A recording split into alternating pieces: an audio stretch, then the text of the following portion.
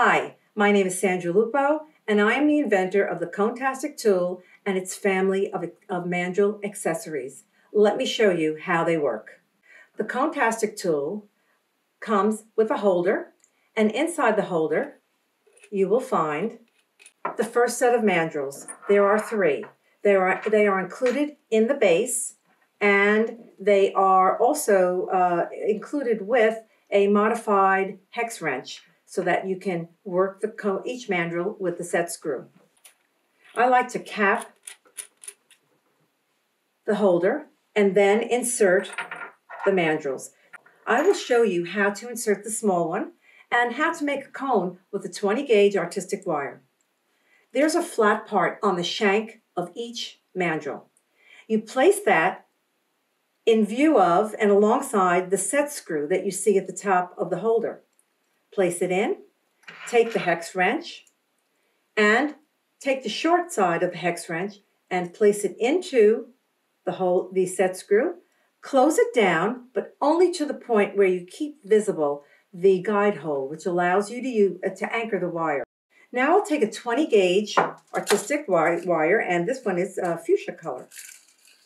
I don't need to pre-cut the wire. I prefer to allow a fair amount of wire to either sit at the table on the spool, and then I'm not wasting any pre-cut wire.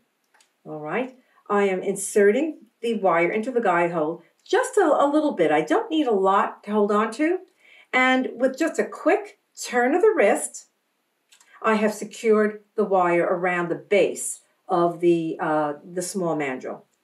I'm going to angle the wire up just a little bit and find my way to the base of the cone shape itself. I like to use my thumb and my index finger as a guide and a placeholder for each round of wire.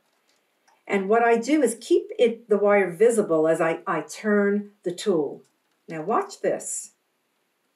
My thumb is placing the wire, literally rounding it out around the mandrel, while my index finger is guiding the wire to its proper place next to the previous round. I'll continue.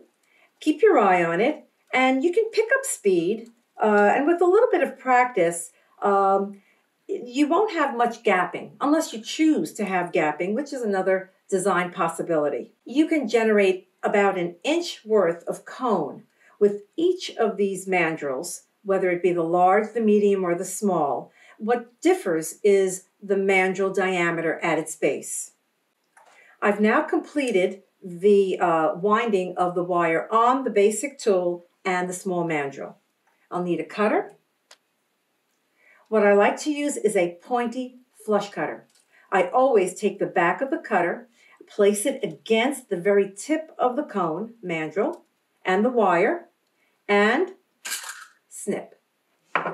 While you have it on the cone mandrel, it's great to take a covered pliers, and since these are shaping devices, why not, before you cut it away, why not press in that little bit of a burr at the end of the wire?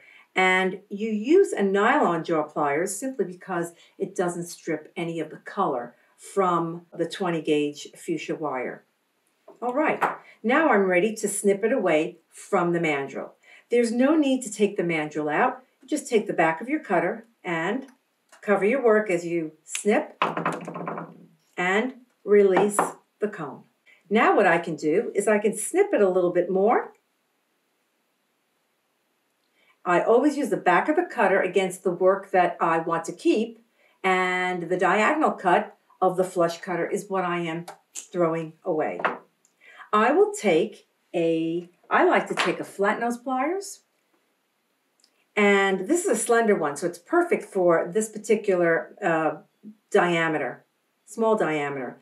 And I'm going to just grab that end of that wire, and I am going to tuck that wire end into the interior of the cone without changing the diameter in case I want to nest it or I need to add a bead to it. Here is the first cone that I'd like to show you that was made on the Conetastic tool. Let's move on to the Conetastic tool with the inverted mandrels. There are 3 sizes of the inverted mandrels. I'm going to use the medium-sized one today.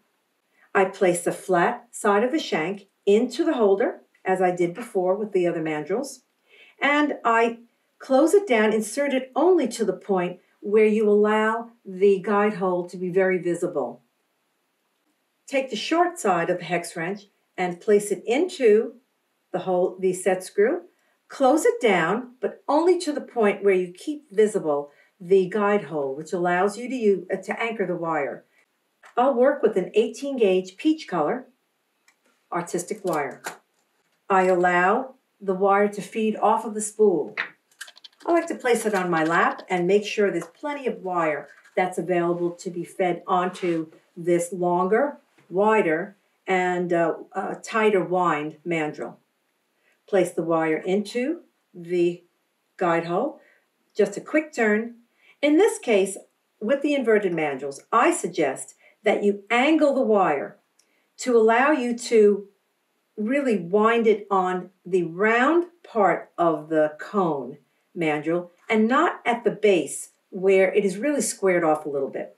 So again, I angle up and then I begin to turn the tool using my index finger and my thumb as my guide as I wind. Now this is a thicker gauge wire, so it takes just a smidgen more work to place with my fingers.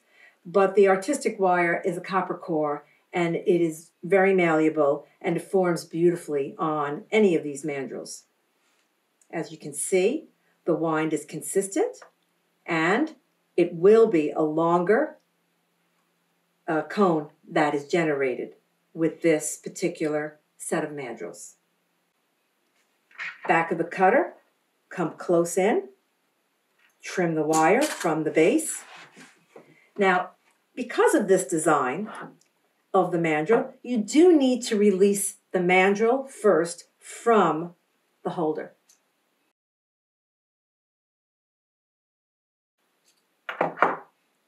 And since you curve the wire up on a diagonal, that allows you to have the freedom to just snip the wire without it having bunched up at the base. Easily slips off, and you've got, I would say that's about 1.25 inches at least. Going to do the necessary, which is to trim the wire ends. Back of the cutter, always cover your work as you snip away. And at the base, I'll just do a little bit of snipping and I will tuck in so that the wire end doesn't protrude.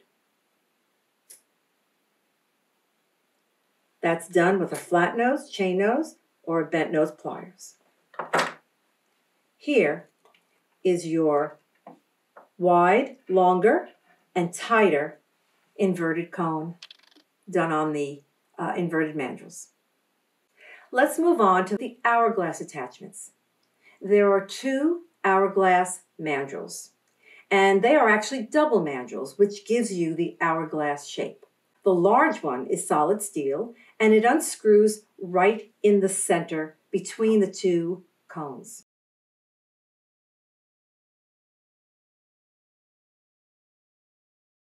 Again, you use the flat side of the shank to place into the holder where the set screw is. Take your hex wrench and just give it a turn. Easy to insert and assemble. And then I'm going to use a 20 gauge artistic wire in a silver blue color. Okay, the wire spool in my lap. All right, place the wire end into the guide hole and begin to do your turn. One turn secures the wire. Turn the wire after you have anchored it and begin to use, again, the thumb and the index finger of your non-dominant or your dominant hand, whatever is comfortable for you, to begin to place those wire rounds at the base of the hourglass mandrel. There may be a little gapping, but the index finger and the thumb certainly helps to secure and set down that 20 gauge wire. As you can see, I'm working towards the middle. As I get to the middle, I can identify the cone shape there, and now I want to replicate the cone shape to create the hourglass shape. So I'm working at the second half of the double cone or hourglass.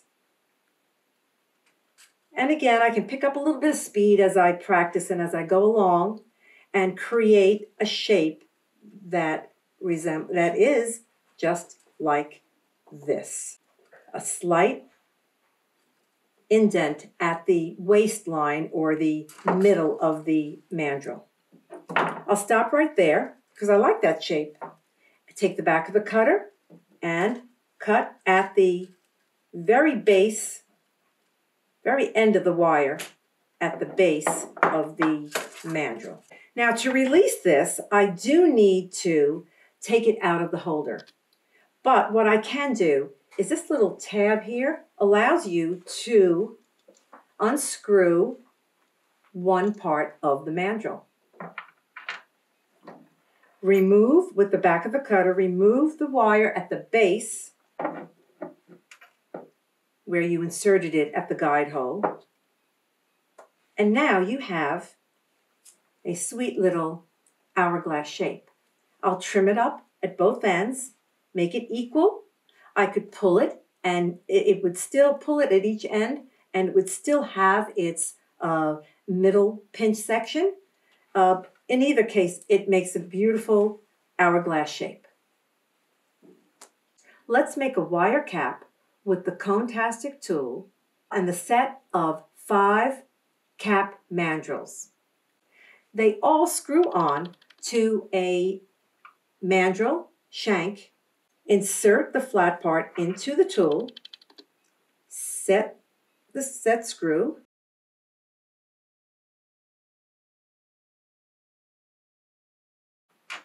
I'll take a 20 gauge artistic wire in orchid color, place the end of the wire into the guide hole as you do with all of the mandrels, just a little bit, give it a quick turn. And now what I like to do, in order to get all the wire on the cap and not on the stem or the shank, is to angle the wire up. Thumb and index finger are important again, and how you press and your tension is important. You don't want the wire to build up anywhere. So I've angled the wire, and now I'm beginning to place. It's a gentle pressing down, and it's a gentle turn. I won't speed this up. I want each round to sit one on top of the other. And it's such a small area to cover anyway. Might as well take some time and do it properly, or do it so that you're comfortable with the tension that you're applying. Each round builds on the previous one. Keep your eye on it. Before you know it, you're right up to the top. All right, there we are. I will cut away, back of the cutter. Now in this case, the wire cone's made. It does need to be released from the shank, but what I prefer to do, since I haven't really gone all the way to the top, the widest part of the mandrel, I prefer to unscrew that mandrel from its base. And I can do that gently without changing the shape of the wire when it's released from the mandrel. Cut away at the wire, and here you have a cap in the Conetastic set. Now you've seen the versatility of the Conetastic tool and its family of attachments, both cone and cap shape. There's a cap and a cone for every project, so start creating with the Conetastic tool.